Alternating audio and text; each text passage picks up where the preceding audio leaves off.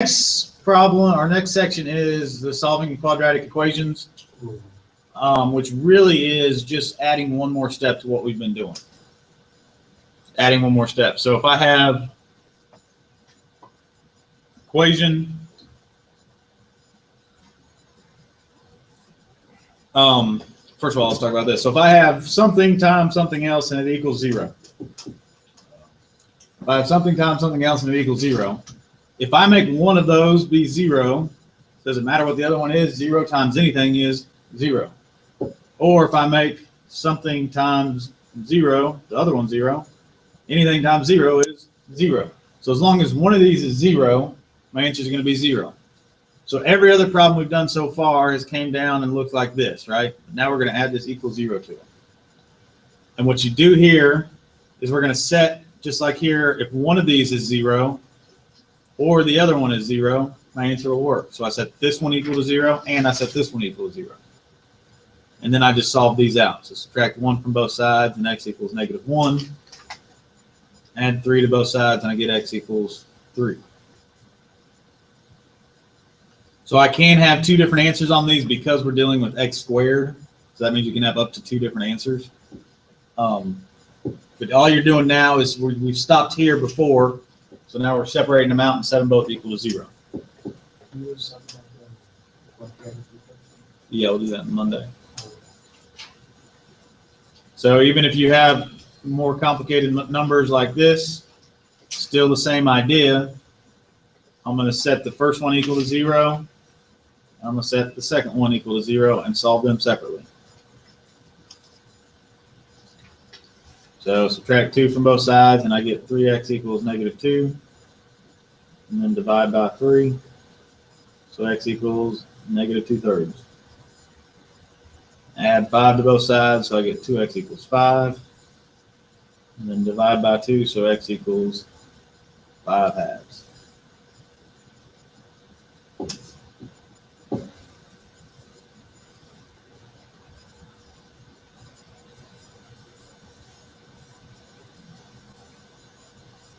This one ends up being on the test, I believe, and people miss it. If I have this one right here, it's still the same idea. X times something equals 0. So I have something times something equals 0. So I do x equals 0 and x minus 3 equals 0.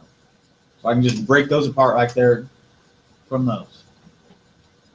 So I add 3 to both sides here, and I get x equals 3. So my two answers are 0 and 3.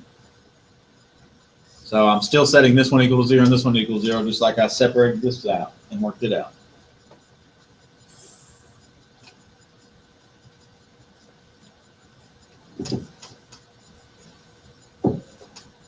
The other step that we kind of have, we have one at the beginning, one at the end.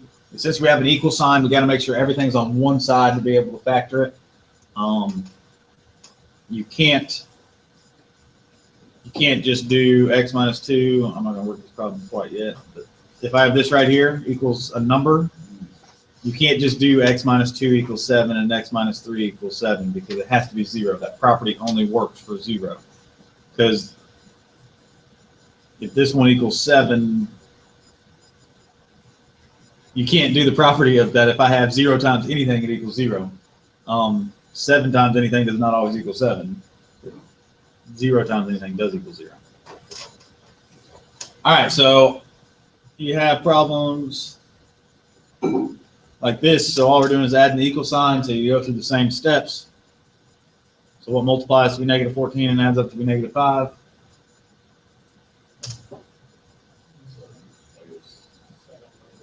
-7, +2, right? So x times x is x squared, -7 plus 2. So now you separate these out and you get x minus 7 equals 0 and x plus 2 equals 0. Add 7 to both sides. Subtract 2 from both sides. And you'll notice as you start to do these that anytime you have x by itself, you just do the opposite of this. This one becomes +7, this one becomes -2. And that helps in college algebra a little bit too.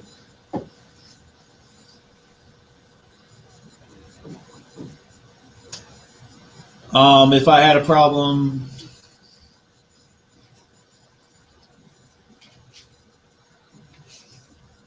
like this. Like I said a second ago, you do have to set these equal to 0. Set these equal to 0 before you work it. So I want to move this over so I have all my terms on one side. And now I can go through my factoring steps. So what multiplies to be negative 27 and adds up to be negative 6? Negative 9 and positive 3. So x plus 3, x minus 9. And so what are my two answers? Negative 3 and positive 9.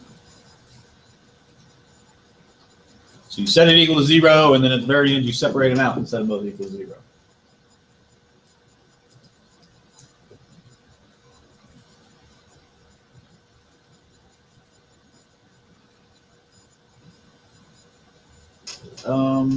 I know there's a bunch more in there I need to work. But really this section is nothing new, it's just adding the 0 at the end of it.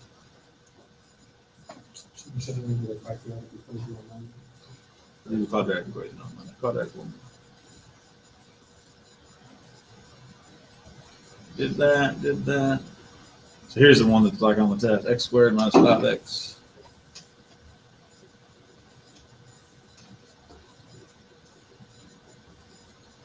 All right, so what's my number one step? GCF. So if I take out an x, I get x minus 5, right? Then all this problem becomes is x equals 0 and x minus 5 equals 0. So my two answers are 0 and 5. When you mix that problem in with the other problems on the test, people make that more complicated than it is always. And just remember, your number one step is GCF. It always makes things easy. Did that one. Let's talk about this one for a second. So you have x squared equals 9, right? So you can set it equal to 0 by subtracting 9 from both sides. So you get x squared minus 9 equals 0. And now you can do what, x times x is x squared. 3 times 3 is 9. So we did plus and a minus, right? So x is negative 3 and positive 3.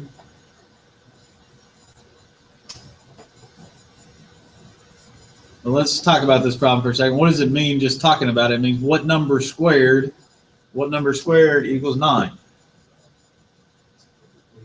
It's 3. Well, what we talked about it last section. What is it? What does it mean when you ask what number squared? What are you doing actually? What number times itself? So what symbol do you use, or what's the same thing that means that? Y'all are saying everything, but huh? It's the same thing as the square root. Same thing as the square root. So the square root and the square root cancel out. If you remember last test, we did the square root of x equals 7, and we squared both sides. So the square and the square root cancel each other out. Okay, so we're doing the square root is what you're doing. What number squared, or what number times itself is 9. So the square root of 9 is 3. Okay, but over here I got a plus and a minus. Well, let's think about this. 3 squared is 9, and negative 3 squared is 9. That's why I get a plus and minus, because I actually get two answers. So the rule is, and I should do this Monday, but I like to do it on this problem because I do it anyways. If you have a problem with just an x squared in it, all these other problems have an x squared and an x in it. If you have a problem with just the x squared in it, you can do what they say is the square root property. Get the square root, take the square root, and if anytime you take the square root, you put a plus and a minus to account for the positive and the negative. And that it's called the plus and minus, yeah. And you just do plus and minus. In my math lab, they don't have a plus and minus button, so you have to do positive 3 and negative 3. But I just want to show you that one real quick. We'll go over that more on Monday.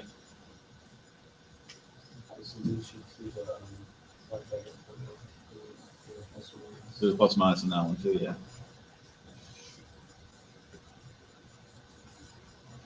That's the one I want to do. X 4x minus 3 equals 7.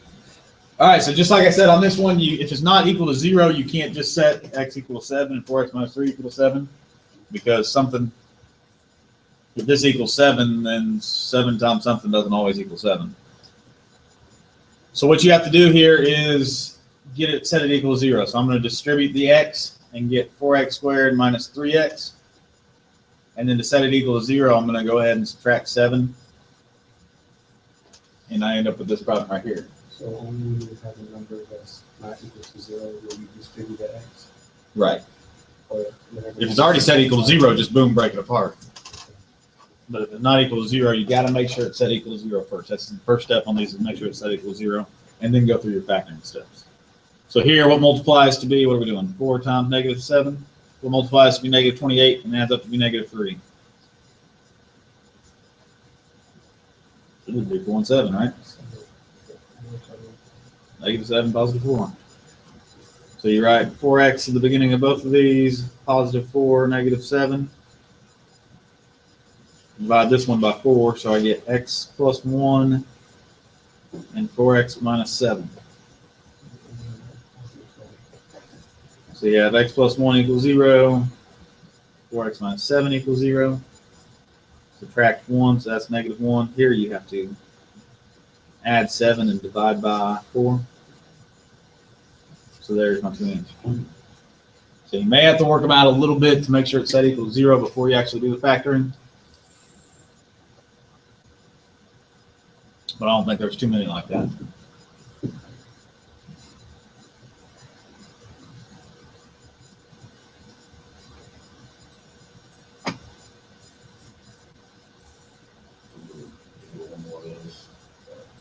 One more like that? Yeah, I'll just call it actually. Yeah. 2x squared minus 11xy plus 2y squared. Oh, we're not doing equal 0, are we? Yeah. We don't want to do equal 0 for this problem. So 15 times 2 is 30. 15 times 2 is 30, so it multiplies to be 30 and adds up to be negative 11. Negative 5 and 6. Negative 5 and negative 6. So which way have you been doing it? You've been trying to do it my way? Yeah. Okay, so you do 15x at the beginning of both of these. Since I have 2y over, since I have y, I mean, you can put your y's here.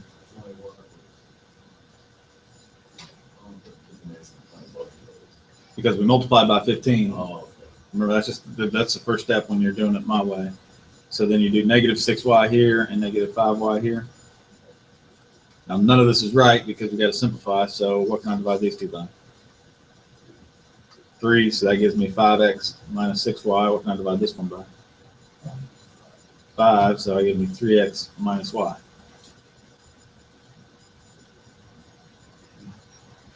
That's not right.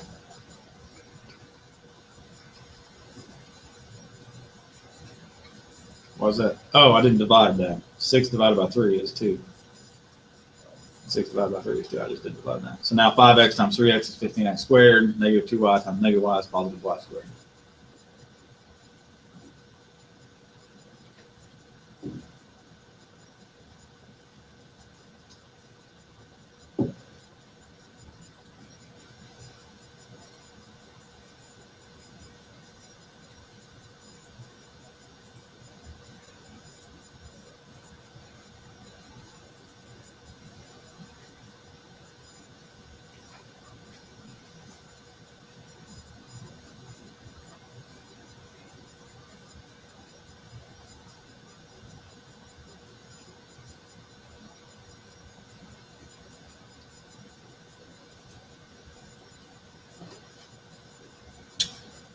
All right, let me do one more of these.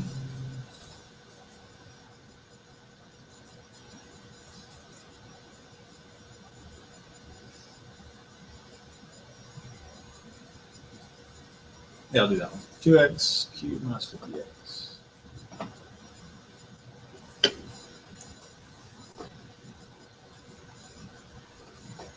All right, so first step here is GCF. So if I pull out a 2x, I'd get x squared minus 25 equals 0. Well, now x squared minus 25 would break down to x times x is 25, 5 times 5. I'm sorry, x times x is x squared, 5 times 5 is 25, and a plus and a minus. So now I actually have 3 different things to set equal to 0. So I have 2x equals 0, x plus 5 equals 0, and x minus 5 equals 0. So divide by 2, well, 0 divided by 2 is just 0. Subtract 5, x equals negative 5, add 5, x equals 5. So this one I actually got 3 answers because it was 2x cubed. I can get up to 3 answers. So the fifth, I can get up to 5 answers.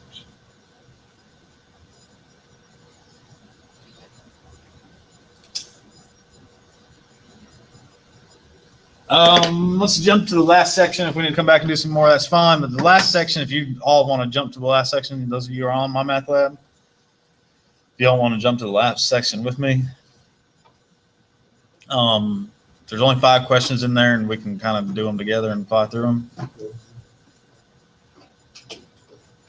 So the first 3, I think, are just setting up the problem. You don't even have to work them out. And the next 2 we actually have to work out.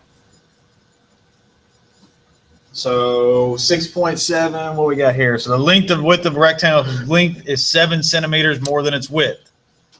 So the length is 7 centimeters more than its width. So how could I define the width? Which I kind of give it to you here in the picture. The width would be x. So the length would be, if it's 7 more than that, what? X plus 7. That's all you got to do on that one. Where this is eventually leading is maybe a college algebra type problem would be if the area of this is 49, to find the length and the width. So it would be width, length times width, x times x plus 7 would equal 49, and you'd solve that out. But all this is setting it up. All right, so we talked about this a long time ago. Let x be the first of a smaller odd integer and 2 consecutive odd integers. So how could I go from one odd integer to the next odd integer?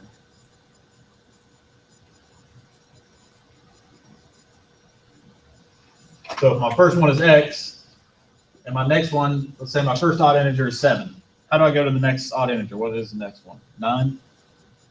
11, right? So if I'm counting by odds, it'd be like this. So if my first one is x, my next one would be x plus 2.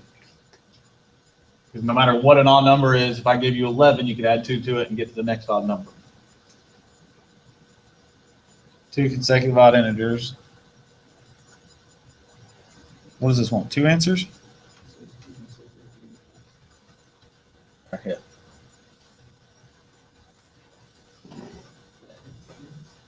X comma x plus 2.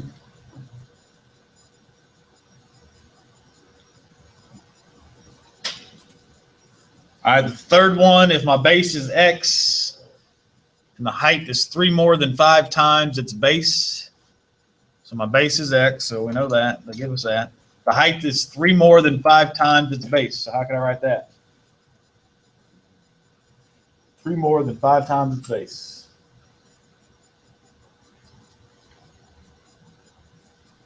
How do I do the 3 more?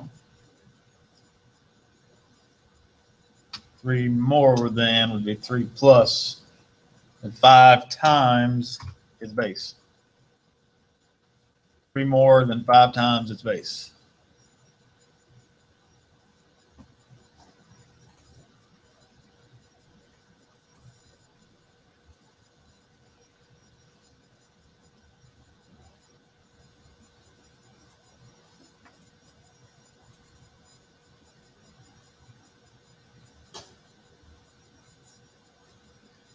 All right, this one we actually got to work out.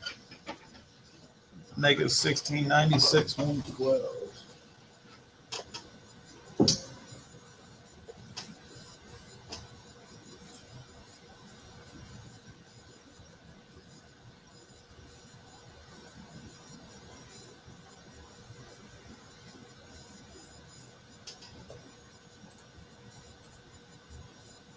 They're all pluses. All right, so this one says an object is thrown off of a building that's 112 feet tall. When I throw it off, it makes an arc, and that's kind of, they do parabola. These makes the shape of a parabola, which is like a U. So they measure, like when they do the home run derby and they measure how far they hit home runs or golf shots, they always do that formula that looks like this. Actually, it makes that shape. But if I throw an object off of a 112-foot building, how long will it take to hit the ground? So what's my height going to be if it hits the ground? 0. My height is going to be 0 if I'm off the ground. So we set this equal to 0. The question asked, how long does it take to hit the ground? So we throw it off the building, and how long does it take to hit the ground? So my height is going to be 0 at that point in time. So we just got to solve this. It looks really bad, but I should be able to divide all of these by, let's do negative 16 to get rid of that negative too. So I'd have 0 equals negative 16 t squared minus 6t minus 7. So 0 equals negative 16. We're breaking this down. So what multiplies to be negative 7 and adds up to be negative 6? What, negative 7 positive 1? So t times t is t squared plus 1 minus 7. Then I just do t plus 1 equals 0 and t minus 7 equals 0. I get t equals negative 1 and t equals 7.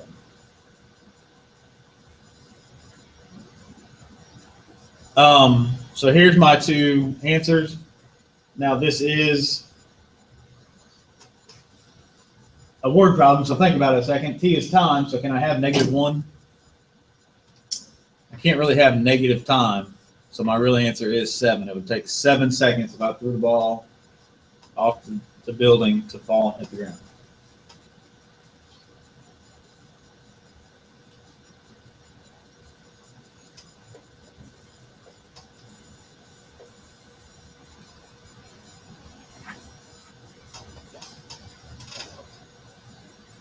And the last problem in this section, so ladder is leaning against the building so that the distance from the ground to the top of the ladder is 2 feet less than the length of the ladder. Find the length of the ladder, the distance from the bottom of the ladder to the building is 6 feet. Okay, so they give us a picture, they just didn't put 6 feet on the picture. So in that picture, I have a triangle that looks like this, and it says the ladder is 6 feet from the building. So anytime you're dealing with sides of a triangle, what can you use?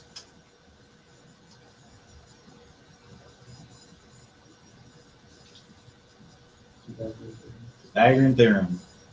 So my C here is the x, so I put x squared on the right side. Over here I have 6 squared, and I have x minus 2 squared. So there's my A and there's my B. This problem seems like it's going to be really, really bad and ends up working out kind of nicely. So you have x minus 2 times x minus 2. So you got to FOIL that out. So you get x squared minus 2x plus 4. X squared minus 4x plus 4. Change that to 36. So we FOILed that out, and now we've got a problem to solve. Now the reason I said it worked out nicely, I got x squareds and x's all over the place, but when I subtract x squared, what happens? They cancel out. So I'm going to go ahead and combine these while we're working. So negative 4x plus 40. We have nothing on the right side right now. So then subtract 40 from both sides and divide by negative 4.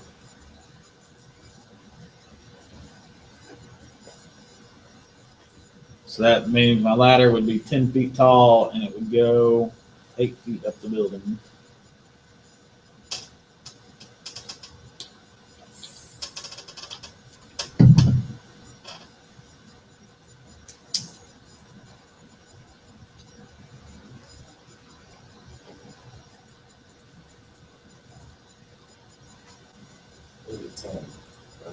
Yeah.